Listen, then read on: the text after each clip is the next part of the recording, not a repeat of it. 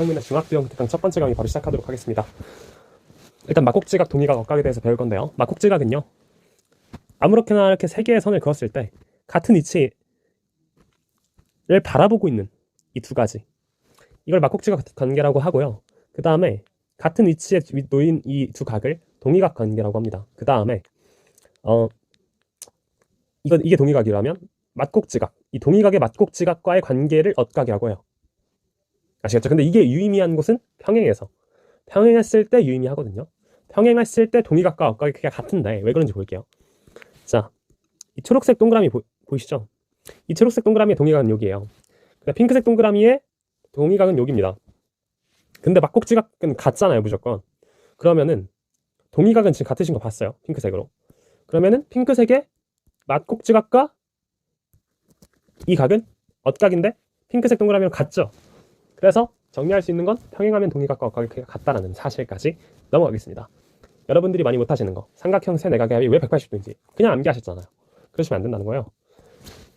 자, 보겠습니다. 설명하실 수 있어야 돼요. 삼각형 세 내각의 합이 180도인 이유는 평행한 직선을 하나 더 그으면은 위에서 배운 억각과 동의각 관계를 이용을 할 수가 있는데, 핑크색 동그라미는 여기에서 같고 억각으로 같고, 세모각도 억각으로 같잖아요. 자, 평각은 180도죠. 여기 180도. 그럼 이게 180도란 말이에요. 동그라미 x 세모 더하면 180도예요. 그럼 180도가 된다. 삼각형의 세 각의 합이 180도가 된다라는 거를 from 어디서부터 왔어요? 동의각과 억각의 크기가 평행하면 같다에서 온 거예요. 넘어갈게요. 닮음은요, 합동이랑 구별을 하셔야 되는데, 합동은 완전히 두 삼각형이 같은 거고요. 닮음은 비율이 같은 거거든요. 그래서 닮음 조건이 세 가지가 있는데, 그거는 먼저 합동 조건을 배우고 알려드리도록 할게요. 삼각형의 합동 조건에는 세 가지가 있어요. SSS, SAS, 아싸. 자, SSS는요, 여기서 S는요 변이고요, A가요 각이에요, 앵글. SS는 세 변의 길이가 모두 같은 거고요, SAS는 두 변의 길이가 같고 끼인각이 같은 거예요. 그러니까 5, 4라고 하고 5, 4라고 하고, 여기가 뭐 20도, 여기가 20도면은 두 개는 합동이다, 이렇게 판단할 수 있는 거예요. 아싸도 마찬가지. ASA를 아싸라고 해요, 줄여서. 3, 뭐 20, 10, 여기도 3, 20, 10이면은 아싸 합동이구나 라는 거. 닮음 조건, 그러니까 합동 조건을 알아야 닮음 조건을 갈 수 있는데, 합동 조건이랑 닮음 조건의 차이는 SS는 그대로 남고 SAS도 그냥 남는데 ASA가 빠지고 A가 들어왔다는 거예요. 닮음 조건 보겠습니다.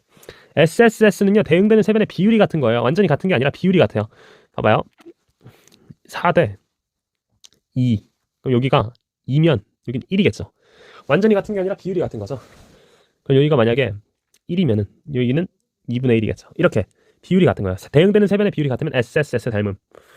SAS는 끼인각이 같고 두 변의 길이 비율, 이건 설명 안 할게요. 아실 거니까. AA는 두 각이 같은 거예요. 그러니까 예를 들어서 XO라는 각이 있어요. 그럼 똑같이 XO라는 각이 같으면은 AA 닮음이구나 라는 걸 판단하시면 되는데, 이제 AA 닮음이 많이 사용되는 곳은 어디냐면은 직각삼각형이란 말이죠.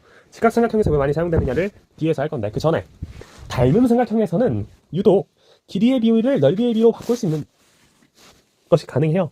그래서 길이의 비가 1대 5면 넓이의 비는 제곱하는 거예요. 1대 25. 그러니까 쉽게 설명하자면, 이 삼각형에 펜으로 있잖아요. 이 삼각형을 그리는데, 이 작은 삼각형을 그리는데 펜 한 개가 필요하다면, 이 큰 삼각형을 그리는 데는 펜이 5개가 필요한 거예요. 근데 이거를 색칠할 거예요. 이번엔 색칠하는데 한 개가 필요하다면, 작은 삼각형을 붓이 한 개가 필요하다면, 이 큰 삼각형을 색칠하는데 붓은 25개가 필요하다는 거예요. 그래서 길이의 비를 제곱한 관계가 넓이의 비다. 닮은 삼각형에서만 성립하는 것이, 어떤 이상한 삼각형을 가져와서는 그게 성립하지 않는다. 자, 그래서 드디어 마지막 직각삼각형과 AA 닮음이거든요. 자, AA 닮음은 두 각만 같으면 닮음이라고 할 수 있잖아요. 자, 직각삼각형은 90도가 무조건 가지고 있기 때문에, 직각삼각형 두 개가 보이죠?